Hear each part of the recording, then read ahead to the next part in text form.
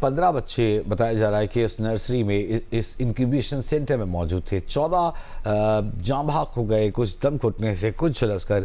ایک خوش نصیب کو بچایا گیا ہے. اس کی تصویر ہمارے پاس موجود ہے.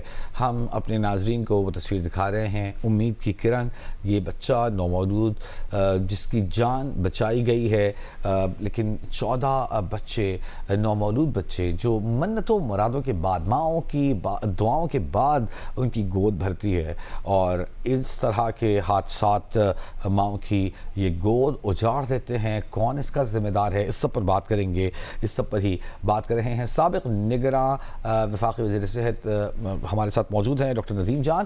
ڈاکٹر صاحب بتائیے گا کہ کیا آپ کے دور میں آپ نے اس کا جائزہ لیا تھا؟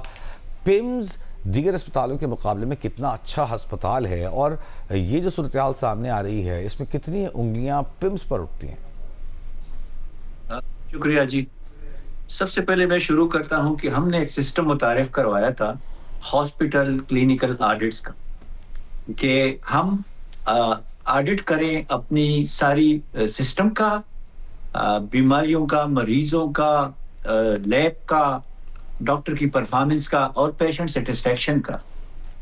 اگر وہ نافذ العمل ہوتا اور اس کو تسلسل ملتا تو آج ہمیں یہ دن دیکھنا نہ پڑتا.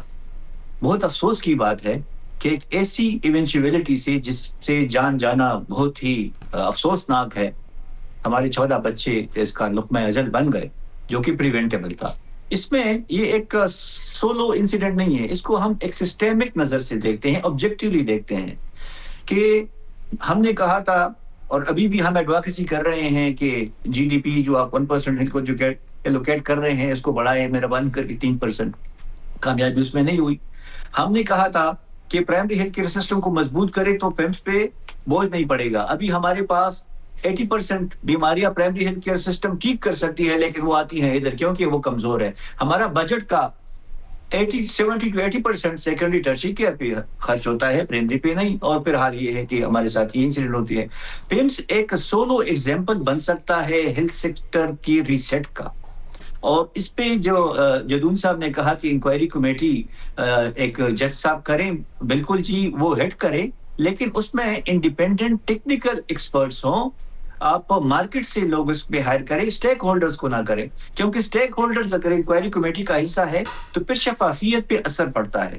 تو میری تو پرائم منسٹر صاحب سے یہی درخواست ہوگی, انہوں نے اچھا نوٹس لے لیا اور 24 آور کا ٹائم دیا, لیکن اس کو ریویو کر لے. اس جو کمیٹی بنی ہے اس کو ایکسپینڈ کر لے, ٹیو اس کے ایکسپینڈ کر لے, اور جو بھی اس میں ملوث ہے, جو بھی جس لیول پہ بھی ہے, اس کے خلاف تادیبی کارروائی قانون کے مطابق کرے, اور سسٹم کو ٹھیک کرنے کے لیے ریکمنڈیشن اور اس پہ عمل ہو, اور وہ انکوائری پبلک ہو. ٹھیک ہے.